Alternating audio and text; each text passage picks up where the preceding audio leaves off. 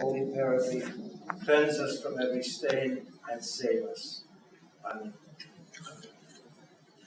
Reverend Father, and my beloved friends in Christ, I'm very happy to be with you this evening for the first of two Lenten reflections in preparation for the Feast of Pascha. Now, ideally, a Lenten retreat should be conducted at the beginning of Lent, rather than at the end.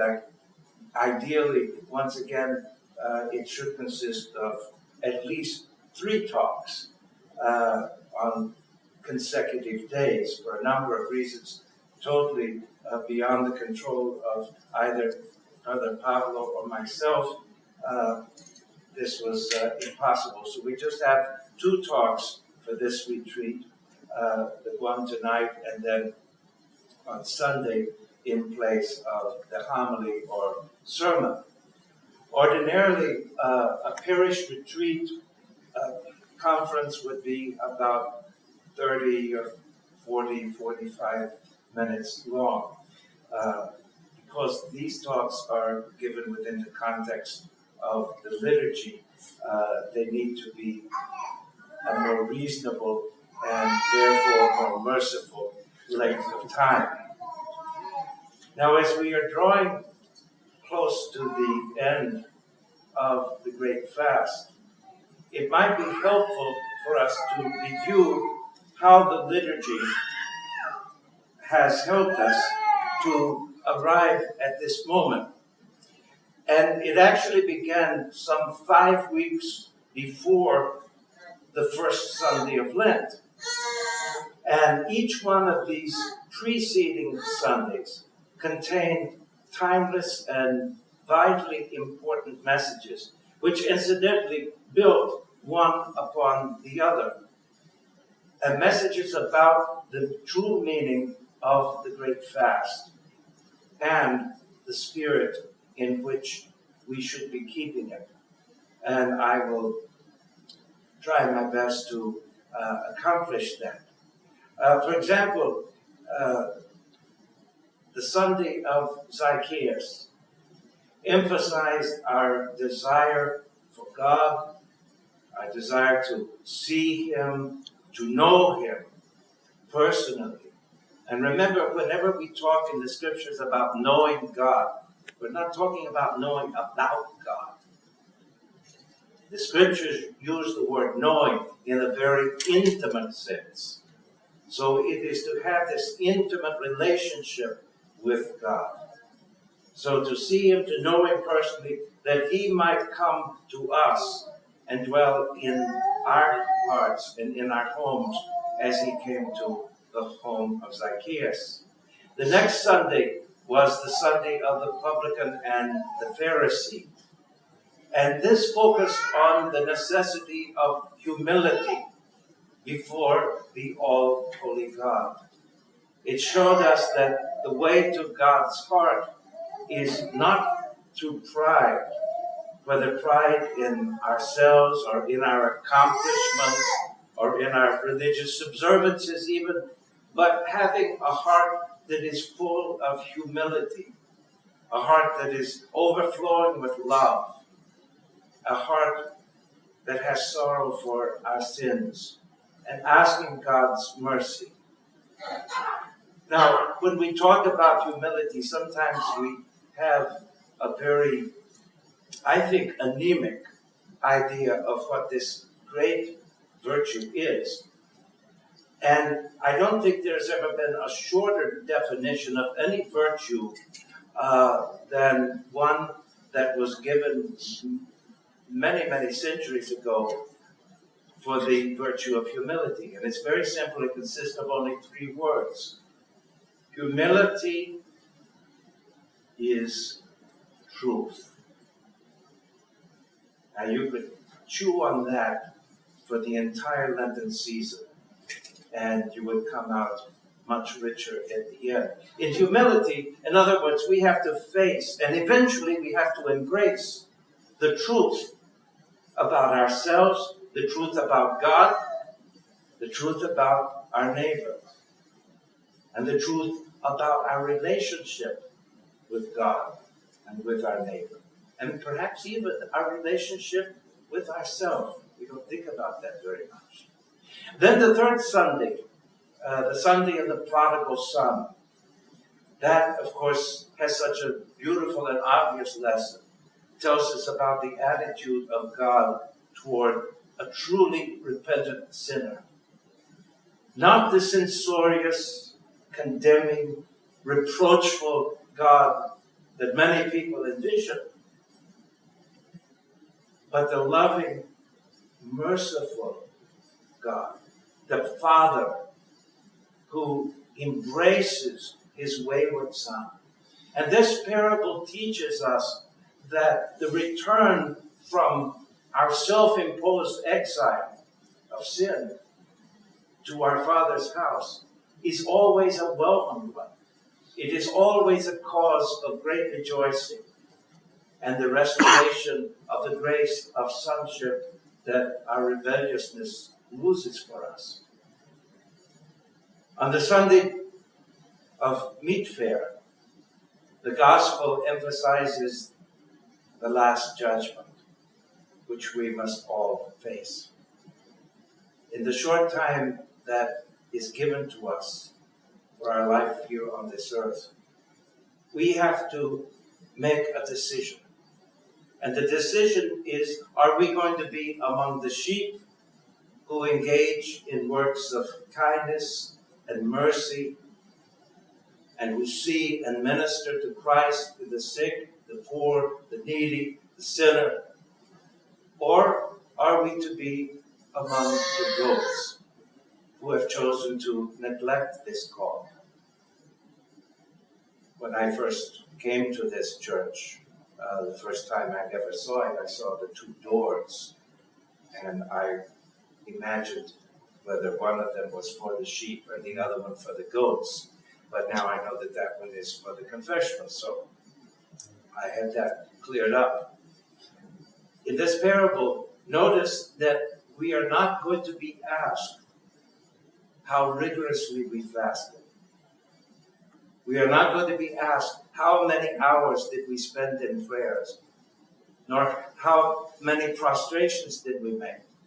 The bottom line is that our eternal destiny may very well depend upon our service to Christ in our midst, whenever, however, and in whomever we may encounter him. Then on Cheese Fair Sunday, the last Sunday before Lent, the church invited us to reflect upon the grace of forgiveness. And for this reason, it is also called Forgiveness Sunday. And with the additional ancient rite of the service of mutual forgiveness, it is a profound meditation on the need for each of us to extend to one another the forgiveness and mercy that God has given to us. In my tradition, which is Greek Orthodox, I was born and brought up Greek Orthodox, the service of mutual forgiveness is not stressed. I never attended such a service as long as I was in the church. It was only, matter of fact, at this very church, the first time I came to St. Sophia's, and it was on Forgiveness Sunday. And I was so moved, I could hardly believe it. What a wonderful, wonderful service that is. Now, to forgive from our hearts, as Christ told us we must, this is not always an easy thing to do, because our human nature is pulling us down, even as God is trying to raise us up. But it's something that we must try to do. Several years ago, I attended a Lenten retreat that was conducted by Archbishop Kallistos. And he told the story of two elderly monks in his monastery on the Isle of Patmos.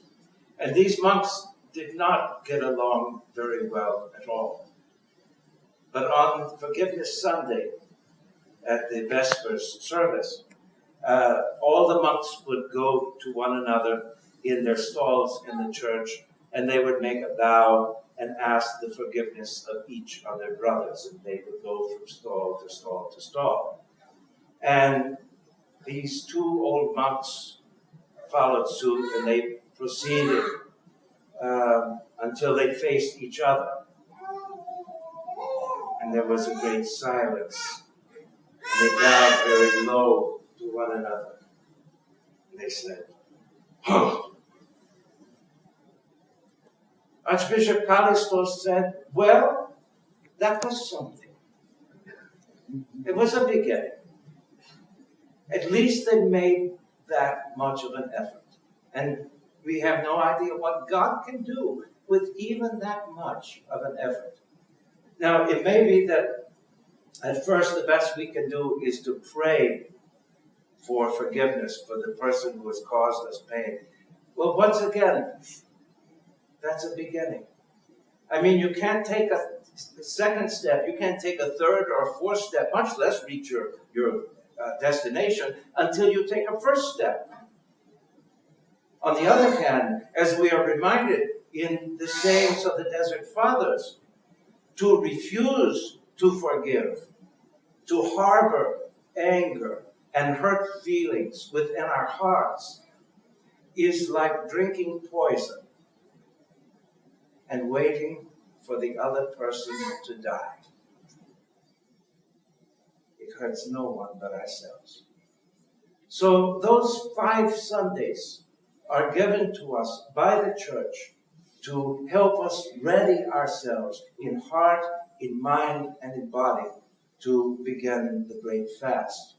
And just as an athlete needs to warm up, getting his body prepared and his mind psyched up, as it were, before running a marathon, so we need to warm ourselves up spiritually and physically before beginning the rigors of the 40 days of Lent. And that is why it is so important that we not ignore the lessons of this pre-Lenten warm-up, as it were. Now, whenever we think about Lent, the first word that usually comes to mind is the word fast. And of course, we call it Lent in the West, but the official designation, as you know, for this period of 50 days is the Great Fast.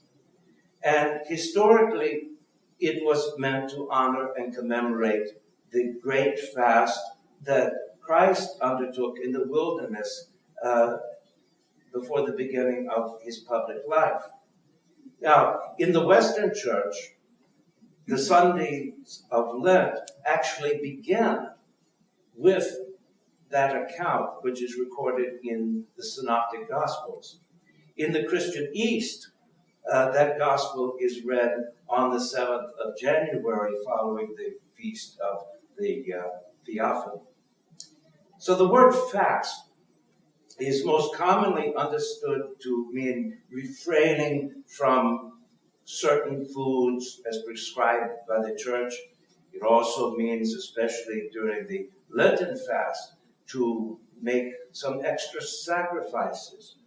This could be by extra prayers or by almsgiving to those in need, attending the liturgies of the pre-sanctified gifts, as you are this evening, or perhaps the great Vespers when it is offered. And of course, all these practices are an integral part and an indispensable part of our preparation for Pascha. However, the Lenten fast means much more than just that. Elder Paisios of the Holy Mountain says about the Lenten fast. He says, each year we are given this holy season when we prepare to celebrate the Paschal mystery with mind and heart renewed. In it we are given strength to purify our hearts, to control our desires and so to serve God in freedom. It teaches us how to live in this passing world with our hearts set on the age to come. Now, if it is important, and it is, not to overlook the outward physical reasons for fasting, it is even more important not to overlook its inward significance. Fasting is not merely a matter of diet. It is spiritual as well as physical. True fasting is to be converted of heart and will. It is to return to the Father's house, like the Prodigal Son. In the words of St. John Chrysostom, it means abstinence not only from food, but from sins. The fast, he goes on to say, should be kept not by the mouth alone, but also by the eye, the ear, the feet, the hands, and all members of the body. The eye must abstain from unworthy sights, the ear from malicious gossip, the hands from acts of injustice.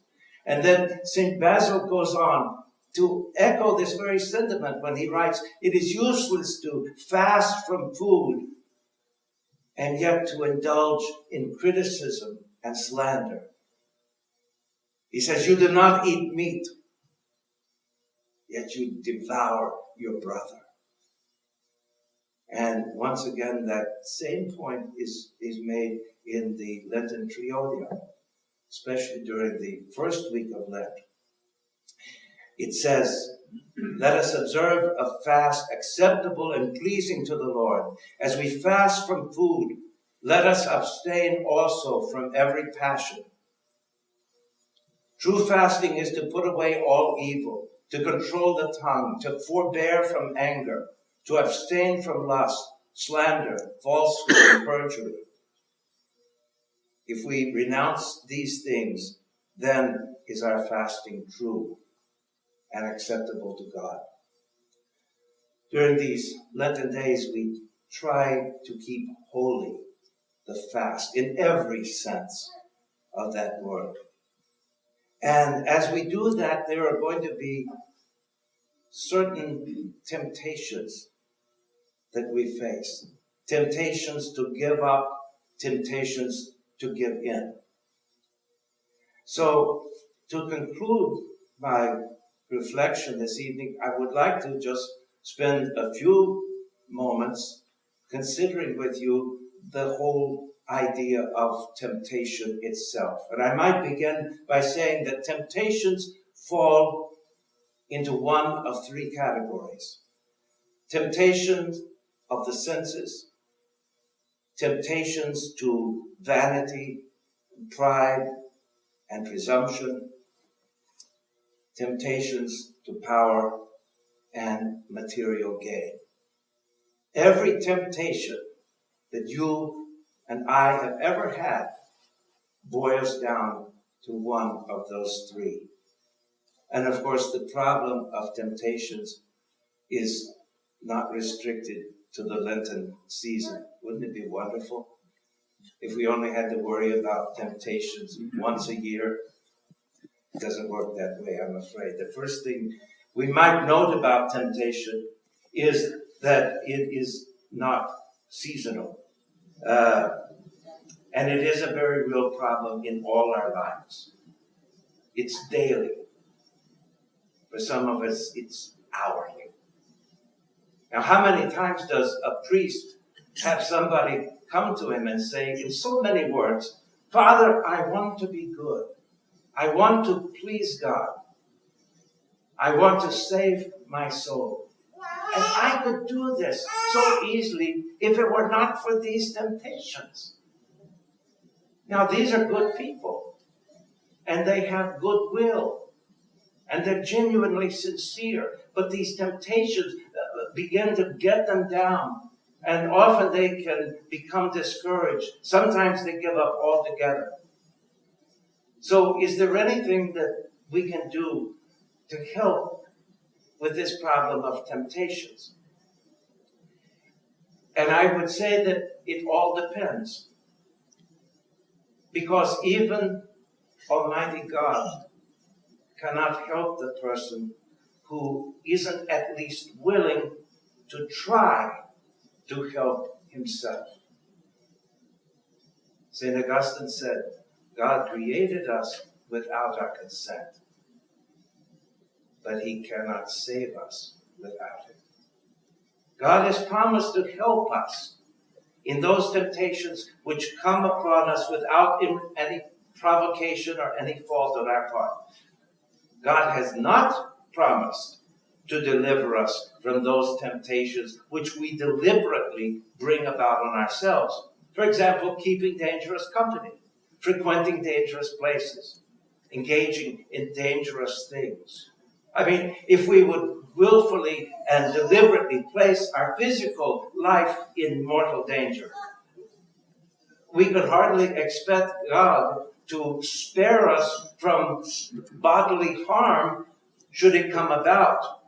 And so it is that when we place our spiritual life, the life of our soul, in jeopardy, then it is both foolish and presumptuous for us to think that somehow or another we're going to be delivered. Now, often we escape, but to depend upon that is presumptuous. Now, the other side of that coin is that for the person who sincerely desires to be a true follower of Christ, the person who strives to live up to all that entails, the person who is willing to, as St. Paul says, fight the good fight against the world, the flesh, and the devil. What do we mean by the world, the flesh, and the devil? We mean those inclinations or those inclinations within ourselves. That is the flesh. Those enticements outside of ourselves. That's the world. And the direct intervention of the evil one. Incidentally, don't worry too much about the direct intervention of the devil, because he has so much success with the world and the flesh that he doesn't waste his time on little fish like you and me. The saints may have to worry about him. Most of us do not. He gets plenty of souls simply by the world and the flesh. But the person who is willing to fight that good fight against the world, the flesh, and the devil, that person can be certain that God will always be there to help when we are assailed by temptation. The second thing that we might note when we say the word temptation is that we invariably mean it in just the way that I've been describing it to you. However, there is another element of the word temptation that we might easily overlook. And it's not too obvious to most of us, and yet it's very, very evident in the language of the gospel. The Greek word is paiasmos, a test. And that is also in the nature of temptation. It's a test of our nerve, a test of our determination, a test to see what our faith is really made of. When Christ was tempted in the desert, there was this twofold aspect to his ordeal. He was really and truly tempted by the devil. There was a genuine enticement to sin. Let us make no mistake about that. But there was also the aspect of a test to these temptations, which Christ allowed in order to demonstrate that he was who and what he claimed to be. In the lives of all the saints, because don't forget that they were human. They too were tempted. We see in their temptations both the enticement and the test. And in every temptation we have to undergo in this life, there is that same double effect. The temptations may come from the devil to make us fall from grace, but they are allowed by God in order that we may prove that we are who and what we claim to be, namely true followers of Christ and sharers in his divine life of grace. So never think that a temptation is only something meant to make you sin. It is also something that enables us to conquer sin. It's not merely an enticement to make us bad. It is also the opportunity to make us good. It's not something meant simply to weaken and degrade us, but also something that can purify us and strengthen us. Therefore, as we continue on this last leg of our Lenten journey, let us rejoice in the knowledge that there is no temptation powerful enough to overwhelm us, because Christ always wins out. And if we remain with him in times of temptation, we will win out with him, both in this life and throughout the life to come. Glory to Jesus Christ. Glory forever.